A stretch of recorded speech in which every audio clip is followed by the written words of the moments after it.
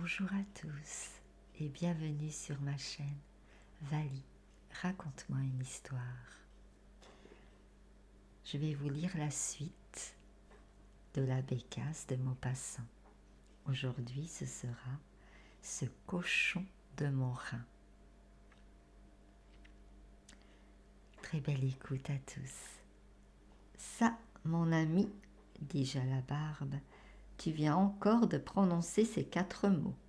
Ce cochon de Morin. Pourquoi diable n'ai-je jamais entendu parler de Morin sans qu'on le traitât de cochon? La barbe, aujourd'hui députée, me regarda avec des yeux de chat-huant. Comment? Tu ne sais pas l'histoire de Morin et tu es de La Rochelle? J'avouai que je ne savais pas l'histoire de Morin. Alors la barbe se frotta les mains et commença son récit. Tu as connu Morin, n'est-ce pas? Et tu te rappelles son grand magasin de mercerie sur le quai de La Rochelle? Oui, parfaitement. Eh bien, sache qu'en 1862 ou 63, Morin alla passer 15 jours à Paris pour son plaisir, ou ses plaisirs, mais sous prétexte de renouveler ses approvisionnements. Tu sais ce que sont pour un commerçant de province 15 jours de Paris. Cela vous met le feu dans le sang. Tous les soirs, des spectacles, des frôlements de femmes, une continuelle excitation d'esprit. On devient fou. On ne voit plus que danseuses en maillot, actrices décolletées, jambes rondes, épaules grasses, tout cela presque à portée de la main, sans qu'on ose ou qu'on puisse y toucher. C'est à peine si on goûte, une fois ou deux, à quelques mets inférieurs.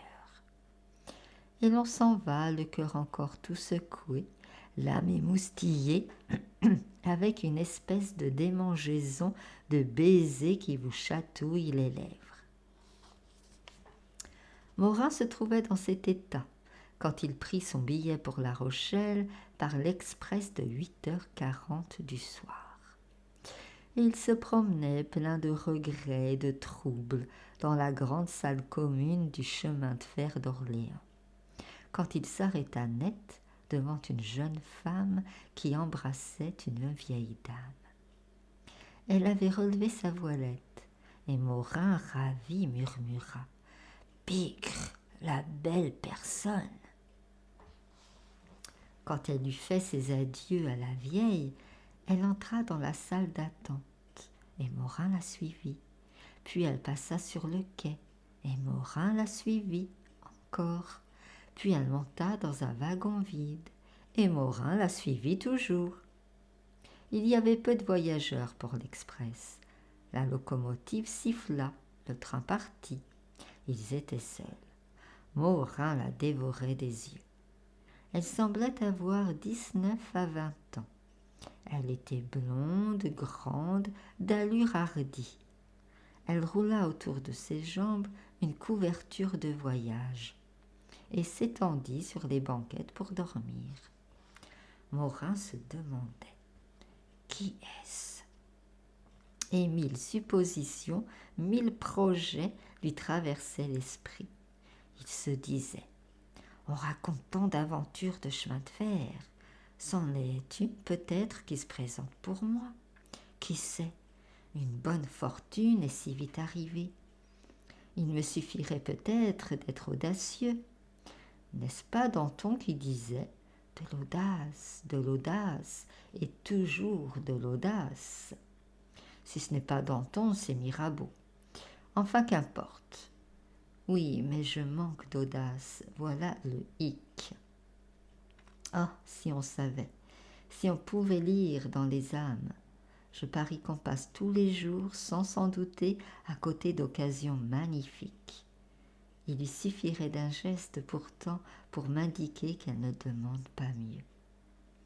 Alors il supposa des combinaisons qui le conduisaient au triomphe. Il imaginait une entrée en rapport chevaleresque, de petits services qu'il lui rendait, une conversation vive, galante, finissant par une déclaration qui finissait par « parce que tu penses ». Mais ce qui lui manquait toujours, c'était le début, le prétexte. Et il attendait une circonstance heureuse, le cœur ravagé, l'esprit sans dessus-dessous. La nuit cependant s'écoulait, et la belle enfant dormait toujours, tandis que Morin méditait sa chute. Le jour parut, et bientôt le soleil lança son premier rayon.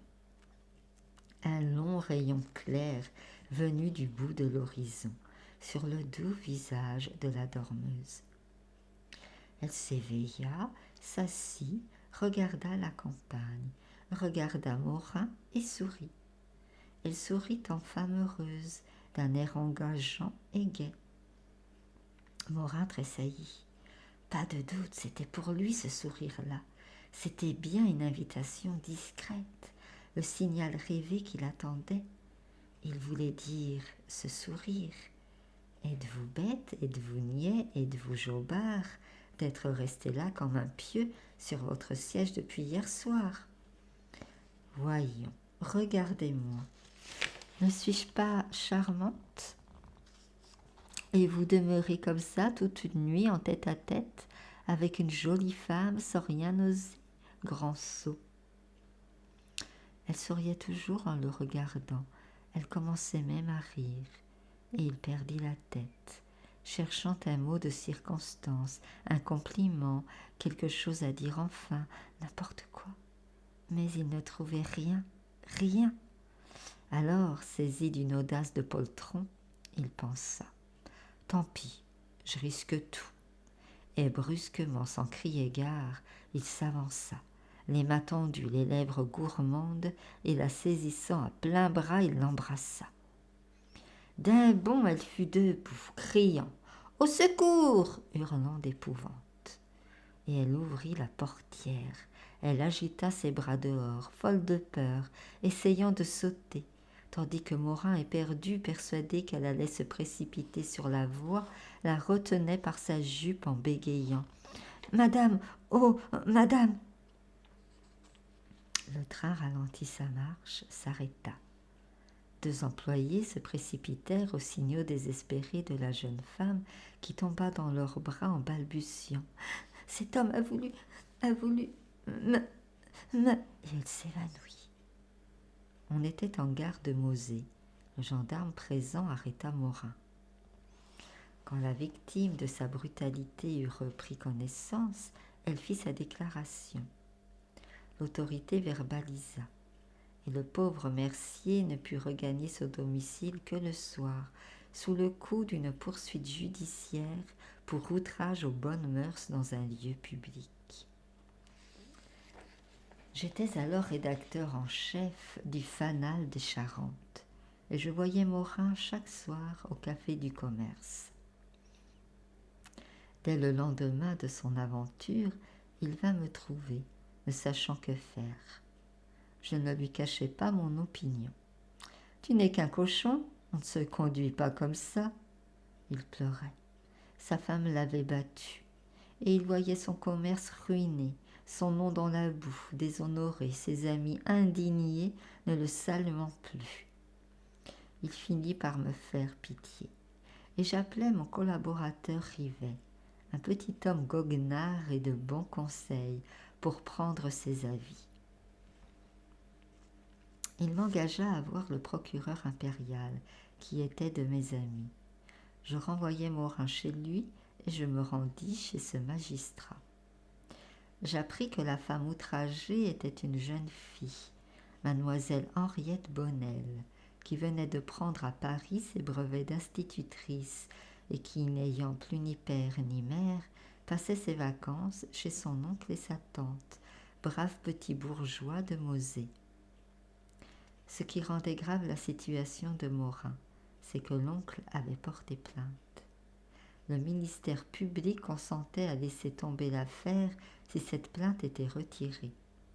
Voilà ce qu'il fallait obtenir. Je retournai chez Morin. Je le trouvais dans son lit, malade d'émotion et de chagrin. Sa femme, une grande gaillarde osseuse et barbue, le maltraitait sans repos. Elle m'introduisit dans la chambre en me criant par la figure. « Vous venez voir ce cochon de Morin ? Tenez, le voilà le coco !» Et elle se planta devant le lit, les poings sur les hanches. J'exposai la situation et il me supplia d'aller trouver la famille. La mission était délicate, cependant je l'acceptais. Le pauvre diable ne cessait de répéter. « Je t'assure que je ne l'ai même pas embrassé, non, pas même, je te le jure. » Je répondis. « C'est égal, tu n'es qu'un cochon. » Et je pris 1000 francs qu'il m'abandonna pour les employer comme je le jugerais convenable. Et comme je ne tenais pas à m'aventurer seule dans la maison des parents, je priai Rivet de m'accompagner. Il y consentit à la condition qu'on partirait immédiatement, car il avait le lendemain dans l'après-midi une affaire urgente à La Rochelle. Et 2 heures plus tard, nous sonnions à la porte d'une jolie maison de campagne. Une belle jeune fille vint nous ouvrir. C'était elle assurément. Je dis tout bas à Rivet. « Sacrebleu, je commence à comprendre Morin. » L'oncle, M. Tonnelet, était justement un abandonné du fanal, un fervent coreligionnaire politique qui nous reçut à bras ouverts, nous félicita, nous congratula, nous serra les mains, enthousiasmé d'avoir chez lui les 2 rédacteurs de son journal. Rivet me souffla dans l'oreille.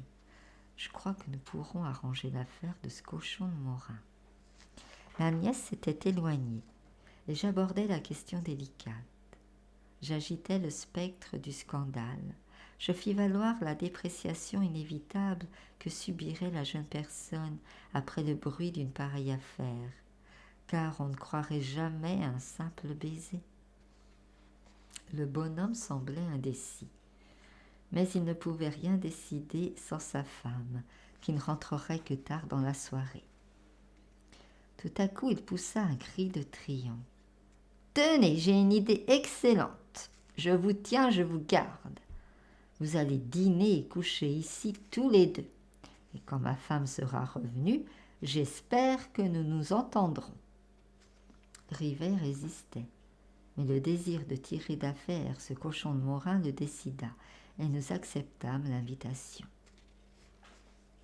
L'oncle se leva, radieux, appela sa nièce et nous proposa une promenade dans sa propriété en proclamant « À ce soir les affaires sérieuses !» Rivet et lui se mirent à parler politique. Quant à moi, je me trouvai bientôt à quelques pas en arrière à côté de la jeune fille. Elle était vraiment charmante, charmante. Avec des précautions infinies, je commençai à lui parler de son aventure pour tâcher de m'en faire une alliée. Mais elle ne parut pas confuse le moins du monde. Elle m'écoutait de l'air d'une personne qui s'amuse beaucoup. Je lui disais « Songez donc, mademoiselle, à tous les ennuis que vous aurez. Il vous faudra comparaître devant le tribunal, affronter les regards malicieux, parler en face de tout ce monde, raconter publiquement cette triste scène du wagon. Voyons entre nous, n'auriez-vous pas mieux fait de ne rien dire, de remettre à sa place ce polisson sans appeler les employés et de changer simplement de voiture ?» Elle se mit à rire. « C'est vrai ce que vous dites, mais que voulez-vous? J'ai eu peur, et quand on a peur, on ne raisonne plus. Après avoir compris la situation, j'ai bien regretté mes cris, mais il était trop tard. Songez aussi que cet imbécile s'est jeté sur moi comme un furieux, sans prononcer un mot, avec une figure de fou. Je ne savais même pas ce qu'il me voulait. » Elle me regardait en face, sans être troublée ou intimidée. Je me disais « Mais c'est une gaillarde, cette fille. Je comprends que ce cochon de Morin se soit trompé. » Je repris en badinant. « Voyons, mademoiselle, avouez qu'il était excusable, car enfin, on ne peut pas se trouver en face d'une aussi belle personne que vous sans éprouver le désir absolument légitime de l'embrasser. Elle rit plus fort, toutes les dents au vent. Entre le désir et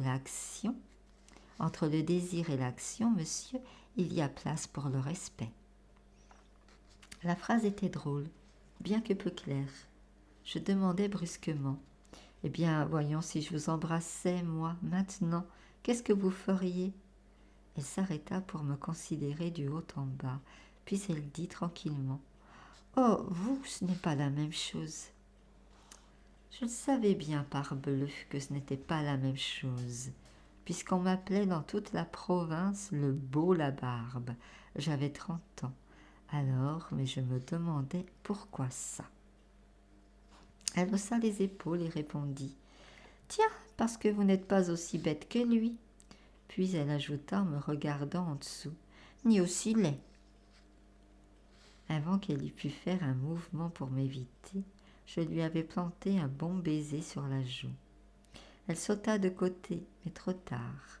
Puis elle dit, « Eh bien, vous n'êtes pas gêné non plus, vous, mais ne recommencez pas ce jeu-là. » Je pris un air humble et je dis à mi-voix, « Oh, mademoiselle, quant à moi, si j'ai un désir au cœur, c'est de passer devant un tribunal pour la même cause que Morin. » Elle demanda à son tour, « Pourquoi ça ?» Je la regardais au fond des yeux sérieusement. « Parce que vous êtes une des plus belles créatures qui soient. Parce que ce serait pour moi un brevet, un titre, une gloire que d'avoir voulu vous violenter. Parce qu'on dirait, après vous avoir vu, tiens, Labarbe n'a pas volé ce qui lui arrive, mais il a de la chance tout de même. » Elle se remit à rire de tout son cœur. « Êtes-vous drôle ?» Elle n'avait pas fini le mot drôle que je la tenais à plein bras et je lui jetais des baisers voraces partout où je trouvais une place, dans les cheveux, sur le front, sur les yeux, sur la bouche parfois, sur les joues, par toute la tête, dont elle découvrait toujours malgré elle un coin pour garantir les autres. À la fin, elle se dégagea, rouge et blessée. « Vous êtes un grossier, monsieur, et vous me faites repentir de vous avoir écouté. » Je lui saisis la main un peu confus, balbutiant, « Pardon, mademoiselle, je vous ai blessée, j'ai été brutale. Ne m'en voulez pas, si vous saviez. » Je cherchais vainement une excuse.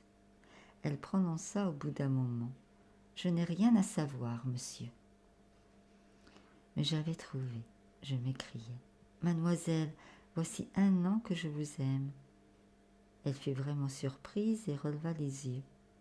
Je repris, « Oui, mademoiselle, écoutez-moi. Je ne connais pas Morin et je me moque bien de lui. Peu m'importe qu'il aille en prison et devant les tribunaux. Je vous ai vu ici l'an passé. Vous étiez là-bas devant la grille. J'ai reçu une secousse en vous apercevant et votre image ne m'a plus quittée. Croyez-moi ou ne me croyez pas, peu m'importe, je vous ai trouvé adorable. Votre souvenir me possédait. J'ai voulu vous revoir. J'ai saisi le prétexte de cette bête de Morin. Et me voici. Les circonstances m'ont fait passer les bornes. Pardonnez-moi, je vous en supplie, pardonnez-moi. » Elle guettait la vérité dans mon regard, prête à sourire de nouveau, et elle murmura, « Blagueur !» Je levai la main et d'un ton sincère, je crois même que je l'étais, « Je vous jure que je ne mens pas. » Elle dit simplement, « Allons donc. » Nous étions seuls, tout seuls, Rivet et l'oncle ayant disparu dans les allées tournantes, et je lui fis une vraie déclaration, longue, douce, en lui pressant et lui baisant les doigts. Elle écoutait cela comme une chose agréable et nouvelle, sans bien savoir ce qu'elle en devait croire. Je finissais par me sentir troublée, par penser ce que je disais. J'étais pâle, oppressée, frissonnant, et doucement je lui pris la taille. Je lui parlais tout bas dans les petits cheveux frisés de l'oreille. Elle semblait morte tant elle restait rêveuse. Puis sa main rencontra la mienne et la serra. Je pressai lentement sa taille d'une étreinte tremblante et toujours grandissante. Elle ne remuait plus du tout.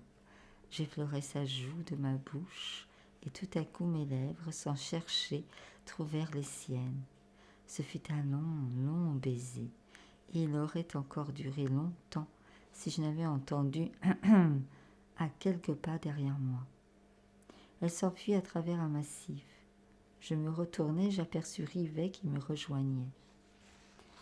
Il se campa au milieu du chemin, et sans rire, « Eh bien, c'est comme ça que tu arranges l'affaire de ce cochon de Morin ?»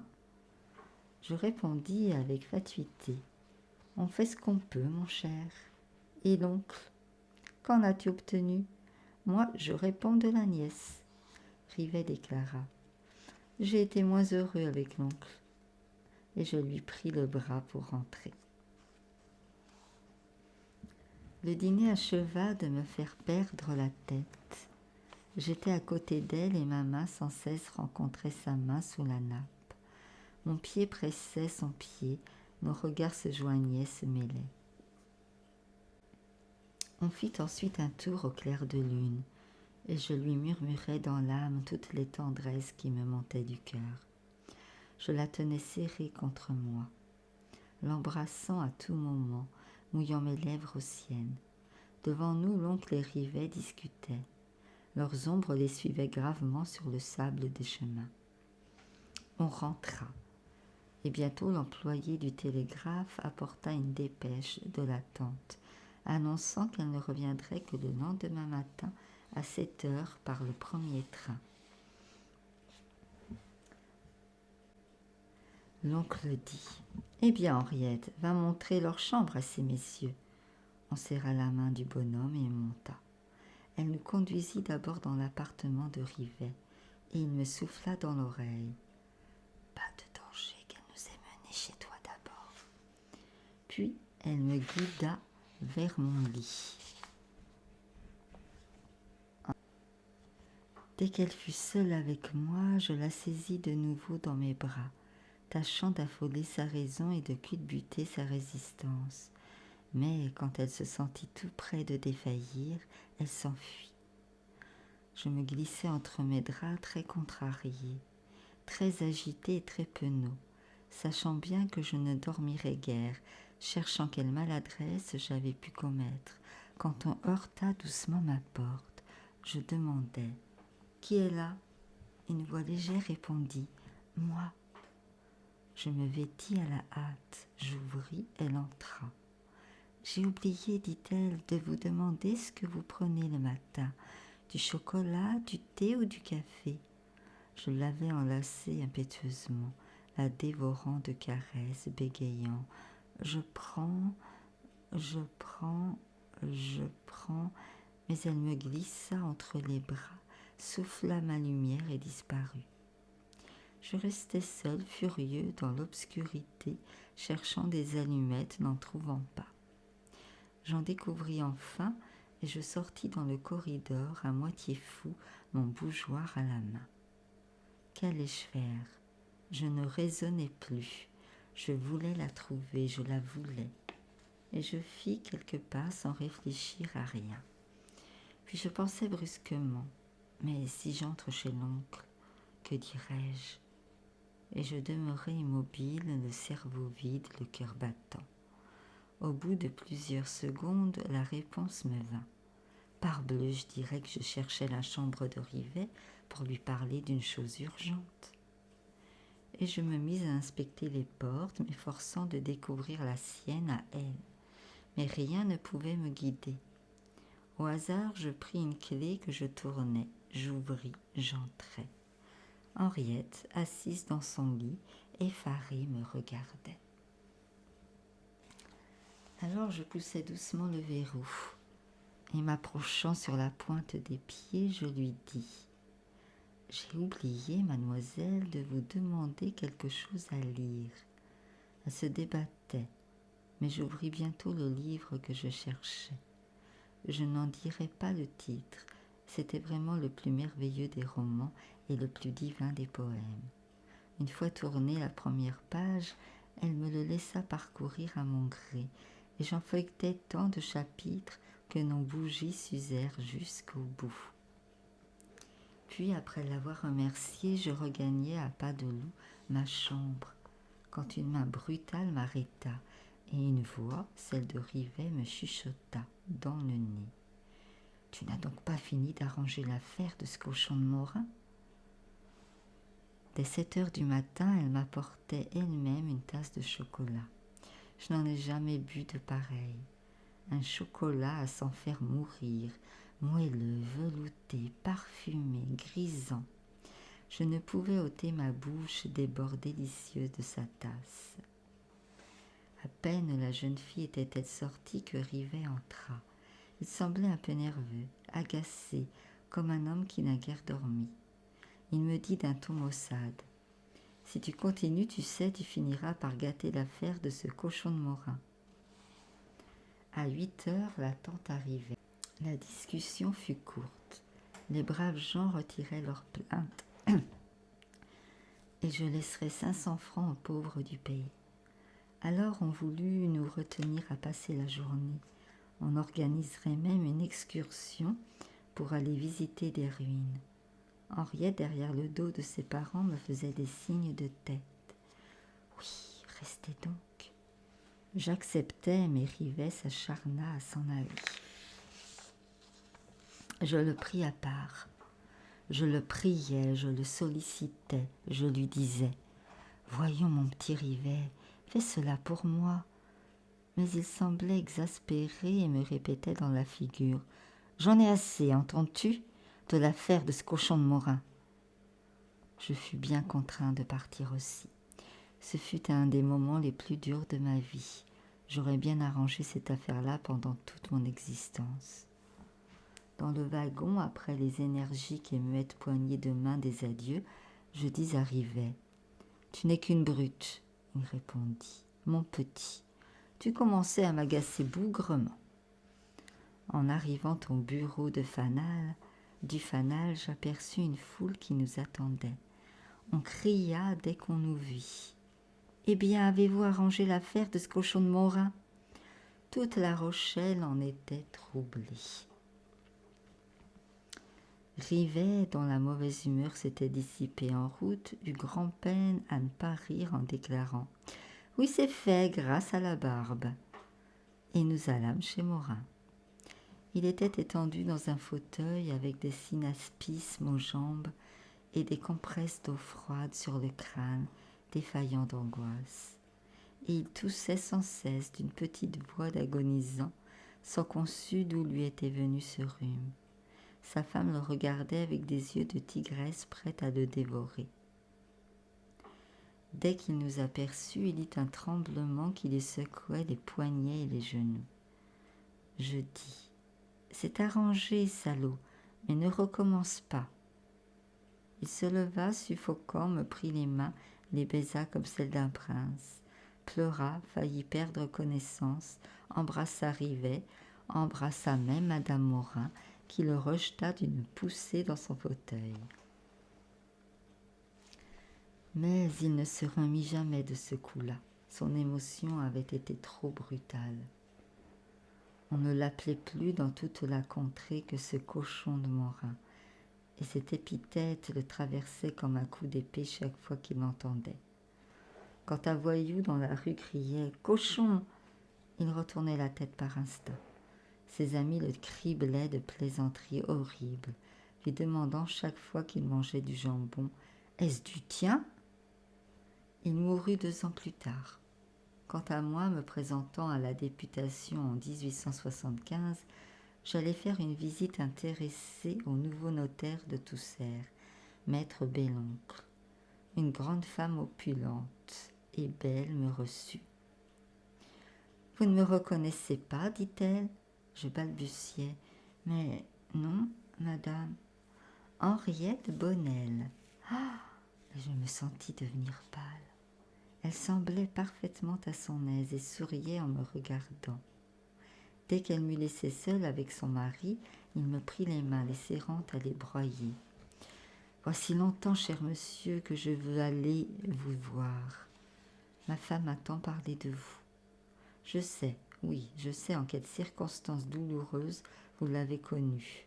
Je sais aussi comment vous avez été parfait, plein de délicatesse, de tact, de dévouement dans l'affaire.